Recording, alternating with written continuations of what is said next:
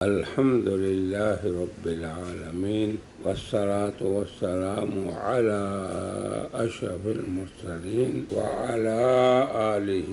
وصحبه أجمعين وبعد. أعوذ بالله من الشيطان الرجيم. بسم الله الرحمن الرحيم. ولقد نصركم الله ببدر وأنتم أذلة فاتقوا الله لعلكم تشكرون.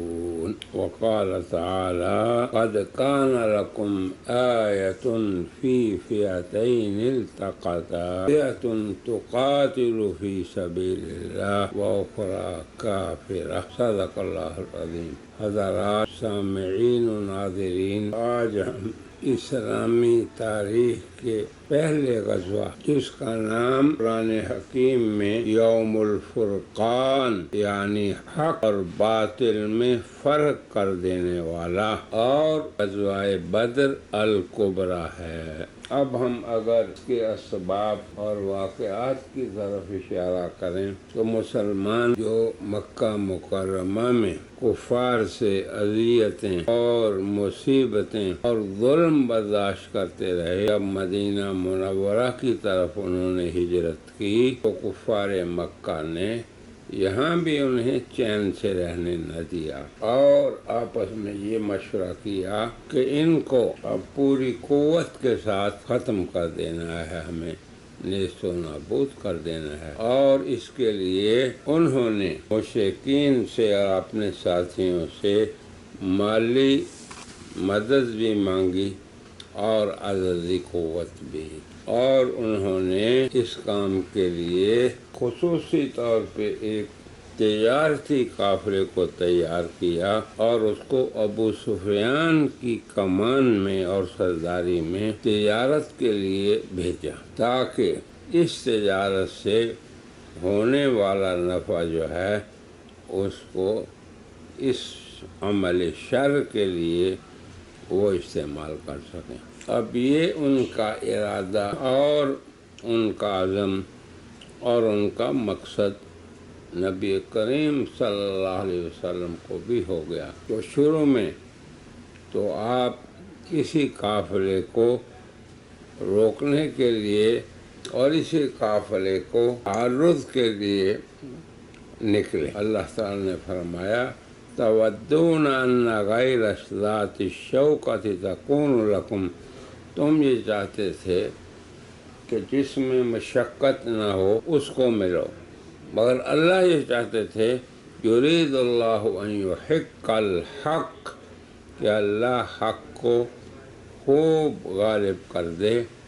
اہل باطل. اب اللہ کا ارادہ یہ ہوا کہ مسلمان اور مشرکین آپس میں ٹکرا جائیں. مسلمانوں کی تیاری اور ان کے سامان کی اگر ہم بات کریں تو وہ عدد کے اعتبار سے بہت کم تھے. اب 313 کا عدد اور ادھر سے 1000 سے زائد کا لشکر، وہ لشکر جس کے پاس اسلحہ، سامان جنگ، گھوڑے، اونٹ اور ہر طرح کی چیزیں تھیں اور مسلح تھے وہ ہر چیز سے. اب اللہ تبارک و تعالی اصل میں واضح کرنا چاہتے تھے انسانوں پہ کہ اللہ کی مدد وَمَن نَّصْرُ إِلَّا مِنْ عِنْدِ اللَّهِ، سب سے پہلے نصرت اللہ تعالیٰ کی طرف سے آتی ہے اور نصرت اللہ کی کے مستحق وہ لوگ ہوتے ہیں جو اللہ کے لیے جہاد کرتے ہیں. اب یقیناً یہ وصف تو حضرات صحابہ اور نبی کریم صلی اللہ علیہ وسلم کے ان پیاروں میں ہی تھا جن کو آپ نے تربیت دی تھی. تو آپ نے اپنے صحابہ کرام کو خوب تیار بھی فرمایا اور ان کی تجہیز فرمائی. ان کو آپ نے کفار کے سامنے ڈٹ جانے اور اپنی قوت کو مجتمع کرنے پہ ابھارا. تو سب سے پہلے مسلمان لشکر کا فرض یہ ہے کہ وہ اعدوا لہم ما استطعتم کہ قدر استطاعت تیاری کریں، مگر ان کا اعتماد اپنی تیاری، اپنے عدد اور عدہ، اپنی تعداد اور اپنے اسباب پہ نہ ہو، اللہ اور رب پہ اعتماد ہو۔ وَعَلَى اللَّهِ فَلْيَتَوَكَّلِ الْمُؤْمِنُونَ، ان کا اعتماد اللہ تبارک و تعالیٰ کی ذات گرامی کا۔ اور پھر اللہ کی شان دیکھیں کہ اللہ نے مسلمانوں کے سامنے ان کی تعداد کو کم کر دیا، یعنی وہ ان کو اپنے سے بھی کمزور اور کم نظر آتے تھے،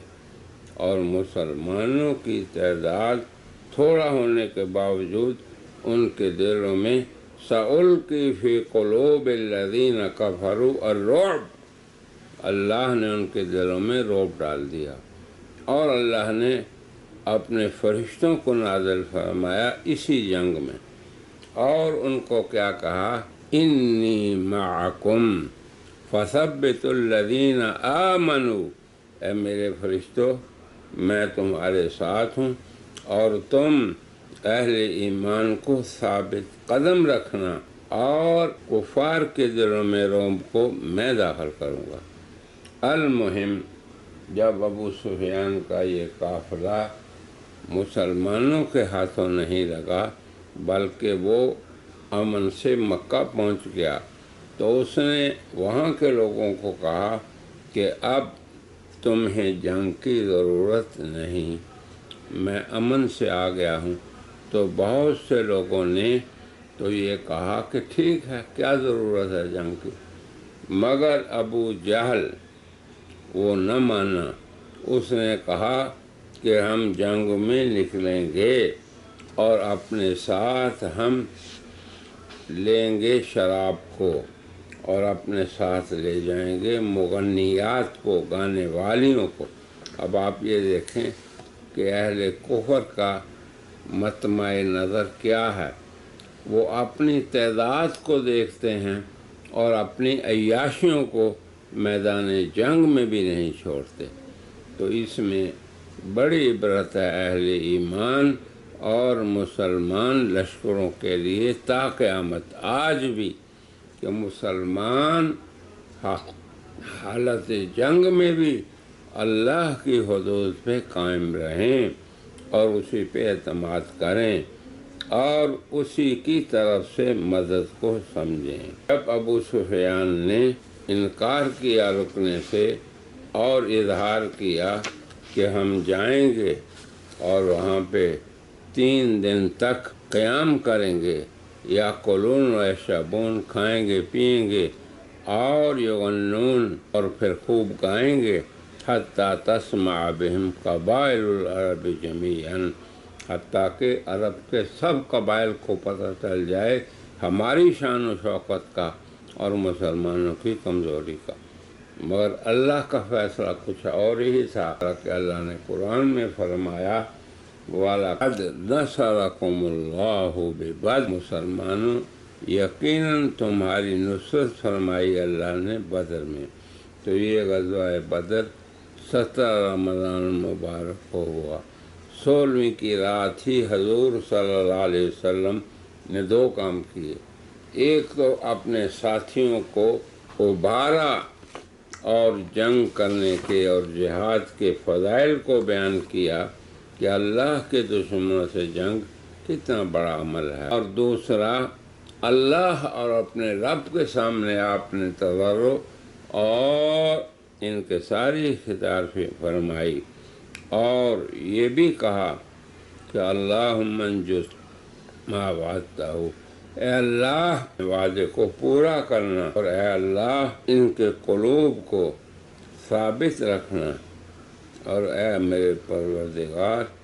ان کی حفاظت کرنا۔ اللہ نے فرمایا کہ دیکھو اللہ کے کرنے دیکھیں کہ اللہ نے ظاہری طور پر بھی آسمان سے بارش نازل کی لِيُطَهِّرَكُمْ بِهِ وَيَذْهَبْ عَنْكُمْ رِجْزَ الشَّيْطَانِ، اللہ تعالیٰ نے تمہاری ظاہری پاکیزگی کے لیے آسمان سے پانی اتارا، اور نصرت کے لیے آسمان سے فرشتے اتارے، اور پھر اللہ نے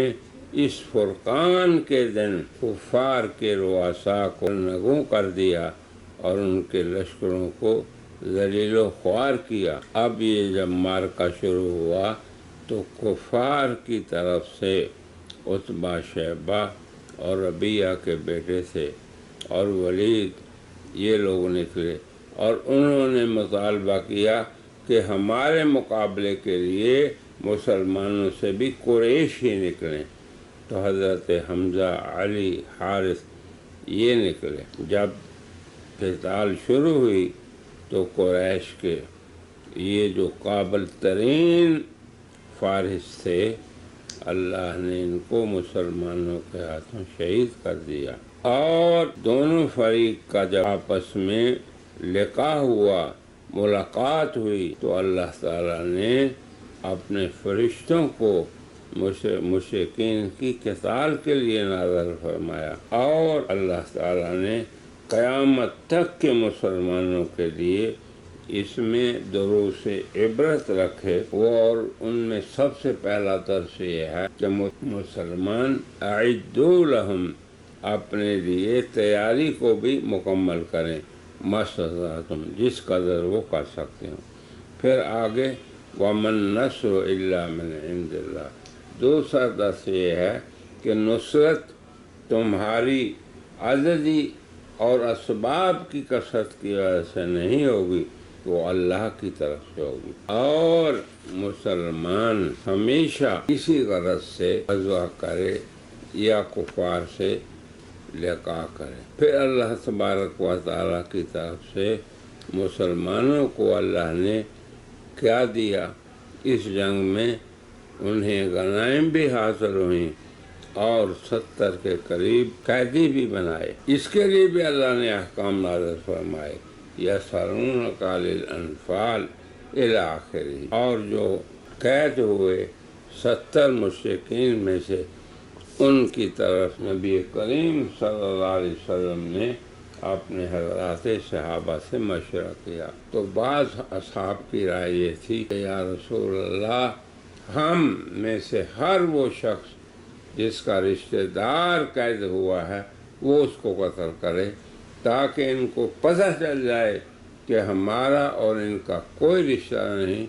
اور کفر اور اسلام کا آپس میں کوئی جوڑ نہیں۔ بعض اصحاب کی رائے یہ تھی کہ یا رسول اللہ، ان سے فدیہ لے لیا جائے،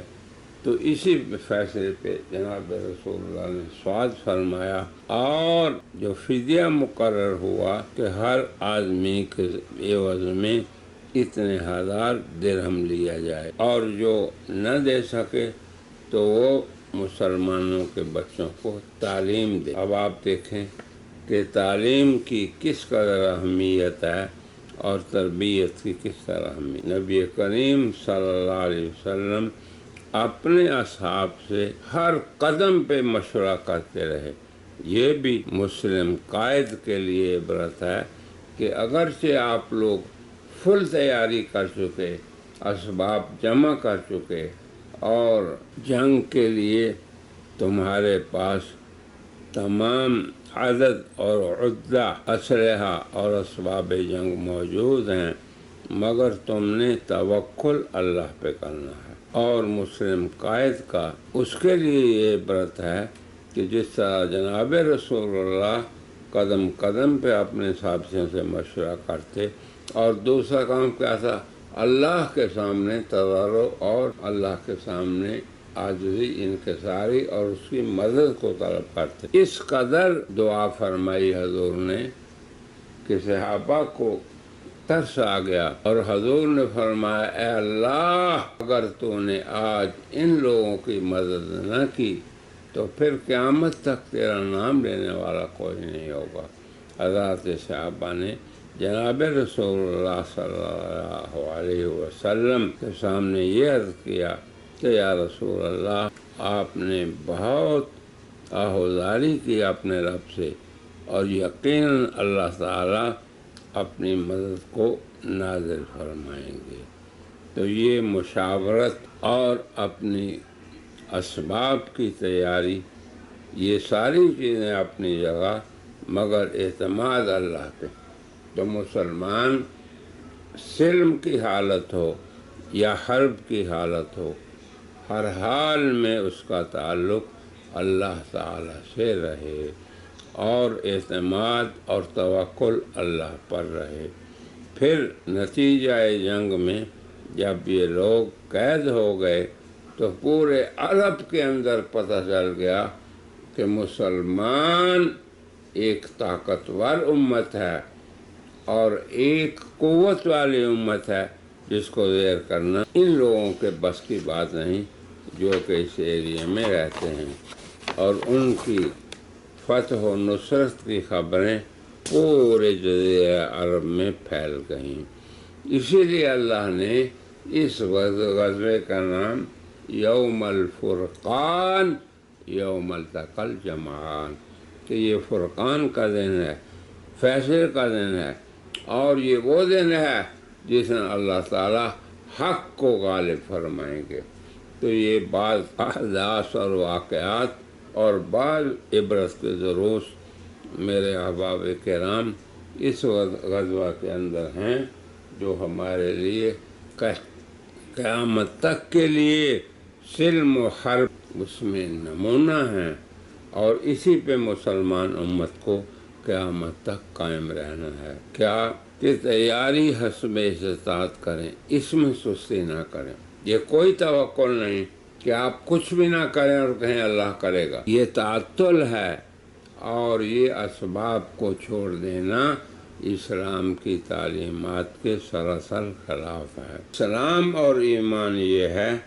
کہ اسباب کو کلی طور پہ اختیار کریں حسب استطاعت، اور اعتماد اللہ کی ذات پہ رکھیں، اور حالت جنگ میں، حالت حرب میں بھی اللہ سے آپ کا تعلق ٹوٹنا نہیں چاہیے۔ جیسے نبی کریم صلی اللہ علیہ وسلم نے عملی طور پہ حضرات صحابہ کو توجیہ، تعلیم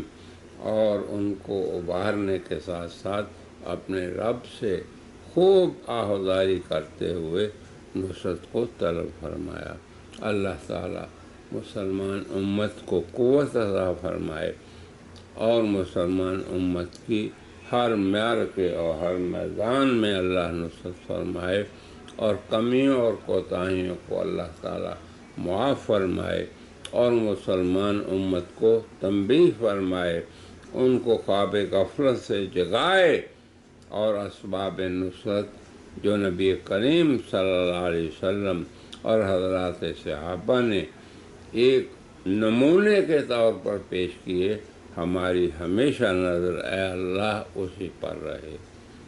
تو یہ رمضان مبارک نصرتوں کا مہینہ بھی ہے، جہاں اللہ کی رحمت اور اللہ کی طرف سے برکت اور اللہ کی طرف سے روحانیت،